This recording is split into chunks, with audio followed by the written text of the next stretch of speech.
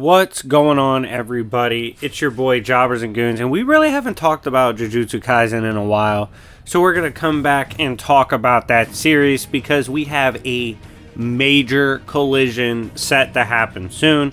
This is a battle that's literally been gassed up since the beginning of the series, so it's going to be pretty fun to talk about who I personally think will win once they throw down. And as always, make sure to like and subscribe. Let's try to get this to 200 likes if you love anime, manga content, and Jujutsu Kaisen.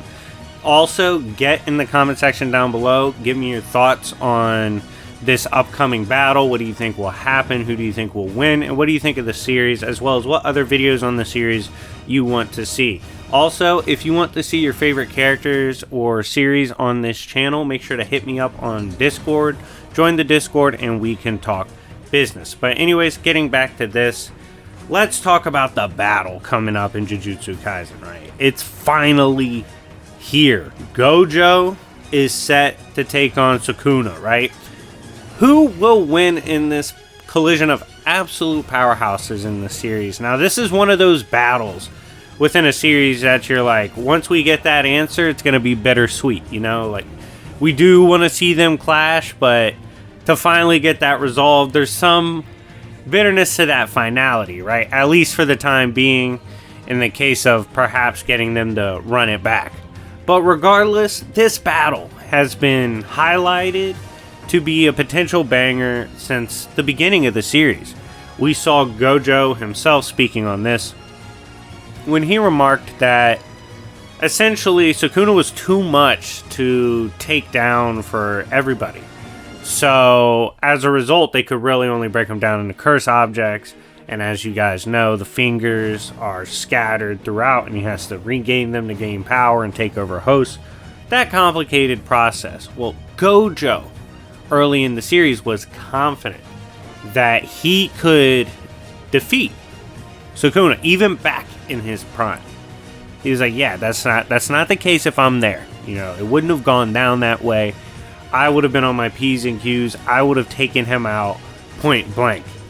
This is interesting because obviously we know even then how strong Sukuna is, but more importantly, Gojo's very confident at this point. So we do need to consider this statement early on in terms of weighing in on evidence between the two in terms of interactions, statements, and whatnot.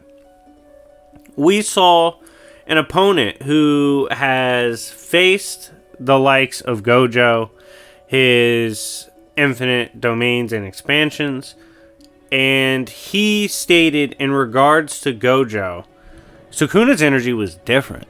He stated that it was overwhelmingly evil. Now, there's two ways to look at this way to frame it, really.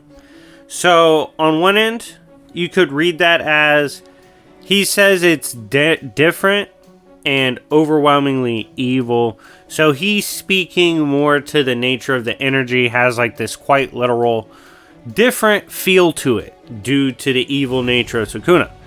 Or you can say due to the fact that on the panel itself, he literally put strength in the phrase.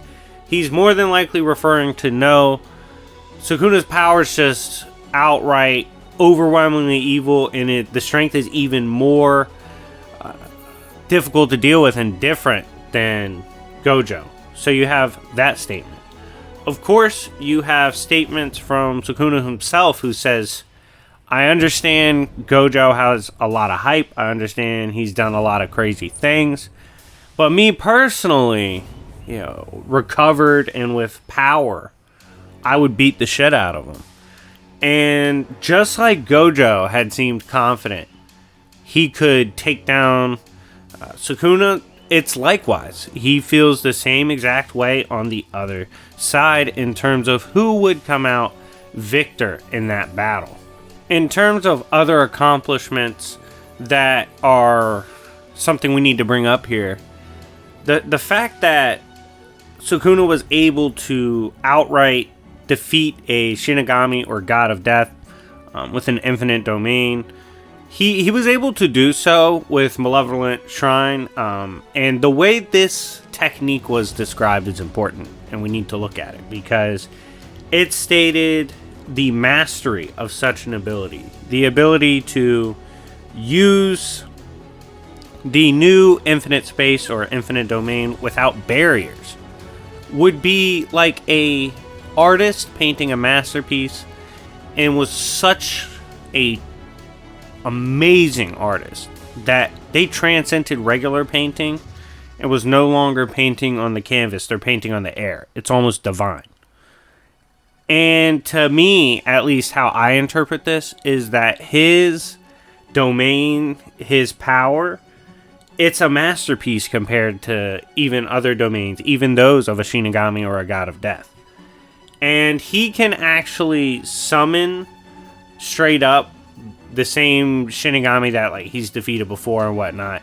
He can summon cursed techniques and things from the cursed objects, not even using his infinite domain, to take down other perfect spheres, or rather, the perfect hypothetical infinite structure of a sphere. Just casually crushed it, no problem. And he wasn't even using his domain. Whereas Gojo has his multiple infinite techniques, as well as he had defeated Megumi's father by mastering his own ability and introducing imaginary mass, an attack forged from both of his domains, his infinite domains colliding. So if these two were to clash, who do I think would win? Now, obviously, they've both gassed themselves up, you know?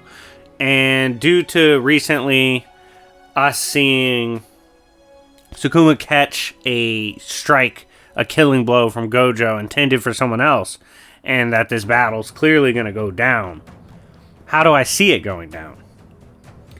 While both are confident, I feel like Sukuna's being set up in the way it's playing out to take down Gojo. I really think so. I think he's going to end up being too strong, overwhelming in power. We've already seen other characters struggle to grasp just how strong he gets with each passing finger added to his power. I actually do think he'll take down the infamous Gojo. I see this as being a W for Sukuna, but let me know in the comment section down below. Do you agree or disagree? Which side are you on? Who do you think will win and why? And let me know if you're excited for this battle and you want to see me cover more of this series. But anyways, guys, thank you so much for watching. It's been your boy Jobbers and Goons, and I'll see y'all later. Peace.